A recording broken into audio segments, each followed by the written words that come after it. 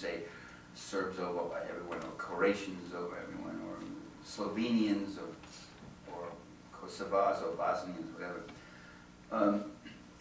You can't do that. You cross the boundary of allowable opinion. Such issues move into forbidden terrain, and they generally are denied an opportunity for rational discourse. And much of it is the process, as Dr. Goebbels said, and Hitler too in Mein Kampf, through a process of repetition. If you keep saying it often enough, it becomes established. I remember when the word genocide first came out during the Yugoslav war, it appeared in quotes. It was a little too heavy and jarring. By the third day, it was appearing without quotes, and by a process of repetition, it became genocide, and Bill Clinton could then bomb the country for 78 days. And the U.S. policy was very successful. It was a successful policy. It broke up, it was the empire doing work, it broke up a relatively prosperous social democracy where about 90% of the economy was still publicly owned. I'm talking about Yugoslavia, and broke it up into a bunch of little mini right-wing republics where everything has been deregulated, everything's been privatized, unemployment levels are double digits, and the mission's been achieved. We countenance no alternative to the free market global empire. I'll get to that in a minute. As to what is truth when we talk about these things, I mean, that's a difficult question, I know, but we can back into that question by saying that we know truth exists because we know liars exist. We may not always know when our rulers are lying to us, but after a while we catch on. That famous saying, which is that you can't fool all the people all the time. But if you do it once, it's good for 4 years. One way of maintaining the dominant paradigm is by the slighting of content. Never go too far into social reality. Never cross those lines of permissible opinion. I remember at the American Political Science Association years ago, we were having a debate. It was Phil Green of Smith College and me against Nelson Polsby and Aaron Wildowski of the University of California, Berkeley. And in the middle of it, I turned to Wildowski and I said, how can you teach and write about the American presidency for 35 years and never once mention capitalism? And from the look on his face, he was rather startled by that, or it was clear that in 35 years no one had ever asked him that question, and he never pondered that question. And the absence of political economic content, that is evident in much of the discussion about empire. When I was reading about empire, when I was writing my book, The Assassination of Julius Caesar, which is not principally about empire, it's about the late Republic of Rome, but I started reading something, I found out something very interesting, is that much of the literature on empire is rather friendly toward empire. I mean, it speaks admiringly. You know, empires are seen as grand accomplishments. Empires bring stability and peace and dominion, where before there were a lot of squabbling tribes. We even give them peace names, or they have been, we don't, through history. Pax Romana, Pax Britannica. You see it in movies a lot, you know, the guys stomping around in their togas and saying, for Rome, we must do this, for Rome, oh, for Rome, whoa, Rome, yeah. I mean, Rome was run by a bunch of gangsters and plunderers, you know, but this image of this glorification, romanticization of it. Empires also are often seen as innocent, unintentional accretions. They arise stochastically. Stochasticism is the theory that things occur by happenstance, by chance. They occur randomly, that you can't really see very strong patterns. You know, stuff happens. Stuff just happens. I used to hear in my younger days, when I was in school, that the British Empire was put together in a fit of absent-mindedness. Does anybody ever use that phrase anymore about it? British historian Cyril Robinson, I was reading him when I was doing the Caesar book. He's a classic. He was writing about Rome, but this is what he said. He said the same thing about the Roman Empire. Quote, "It was perhaps almost as true of Rome as of Great Britain, that she acquired her world domination in a fit of absence of mind." Yeah, right. More recently, all right, Robinson was writing back in the 1940s, I think. More recently, how about the year 2003, just 4 months after the U.S. invaded Iraq. And in reference to that event, The Economist, the noted high-status conservative publication, eminent conservative publication, The Economist unsigned editorial, it began like this. In reference to Iraq, is what we're talking about. "Empires are born in funny ways, and sometimes via the law of unintended consequences by accident." So they're still using accident as an excuse for the disaster of their policies. I'm sorry, ladies and gentlemen, brothers and sisters, I'm sorry.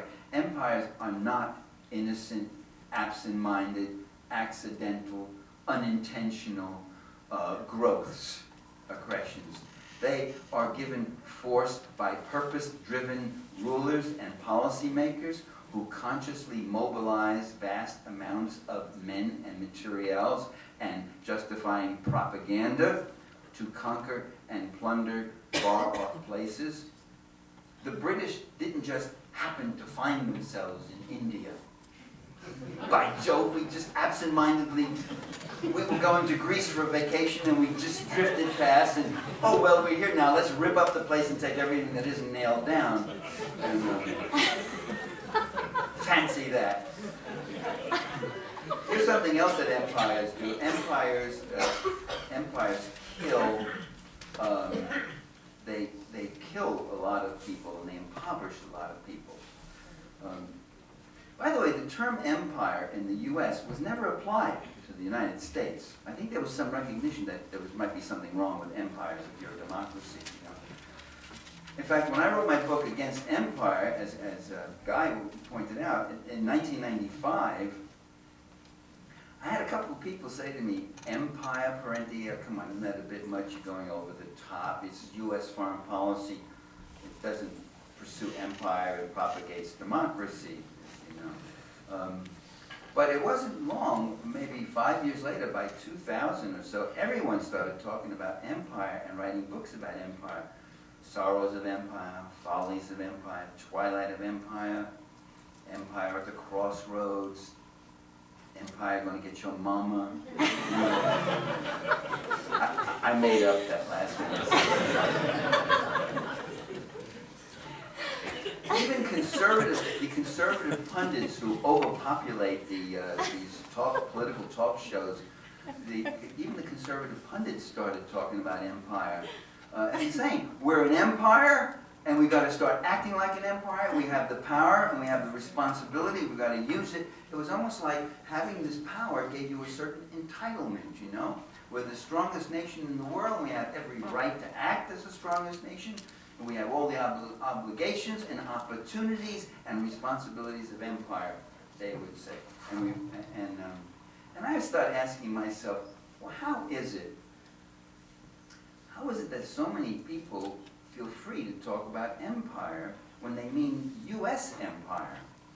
I remember when I was a kid in school saying to the teacher, well, one of us raised the question, and I remember we had a big map on the wall of the United States, and then there were these box inserts of Puerto Rico, Guam, Alaska, Hawaii, well, not yet states. Don't do the numbers, and the Philippines. It was an old map. And remember we asked the teacher saying, are those our colonies? Because she'd been talking about French colonies and British colonies. And she said, America doesn't have colonies. we have territories. And so it's what's in the label. But in other words, we weren't an empire, you know? And now here suddenly everybody's writing about the U.S. empire. And I realize one way they write about it, and feel free enough to write about it, is because the word, in most instances, has been divested of its full meaning. There's been a slighting of content. Empire seems to mean simply dominion and power. What is missing from much of the public discourse is the process, and again, the political economic content. For while we hear a lot about empire, we don't hear very much about this other crucial word that's very closely linked to empire, and that word is imperialism. Actually, I see your display, you've got Foster's book called, I forget what it's called, but it says it's imperialism on the cover or something. The dawn of, or something about imperialism, and that's nice to see.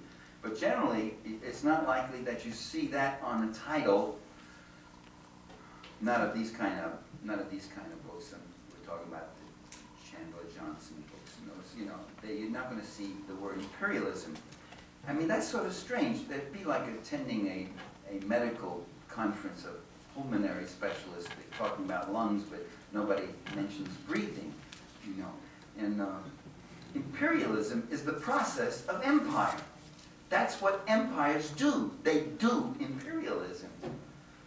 Imperialism is not only a process, it is the political economic content.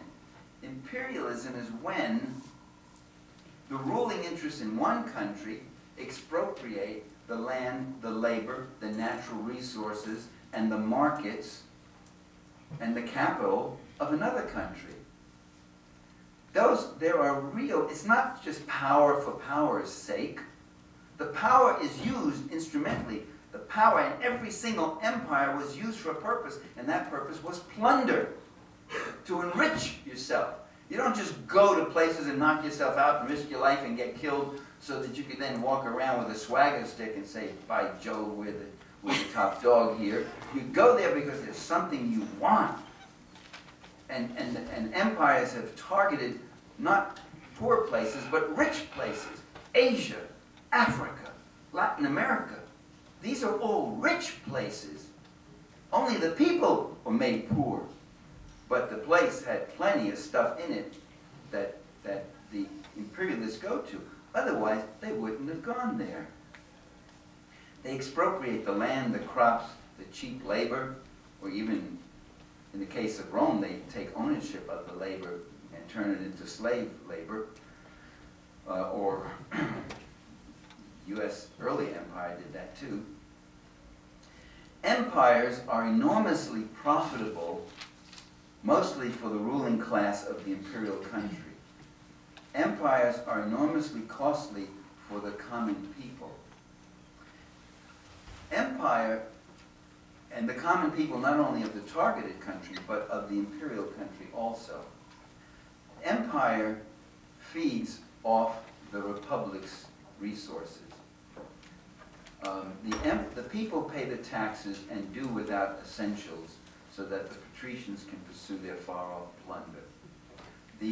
The center is starved so that you can keep expanding the perimeters. In the U.S., we now have a runaway defense budget, military budget, of $487 billion this year, not counting another $124 billion for Iraq, and not counting another 20 or 30 billion for Afghanistan. I don't think it's that high for Afghanistan, but somewhere near that. And meanwhile, at home, we have public hospitals that are closing down, libraries that are cutting back their hours. This last month, we have an announcement from the White House that federal programs for disabled children are being cut. I mean, you want to get rid of your luxuries and superfluous spending because you need that money to disable children in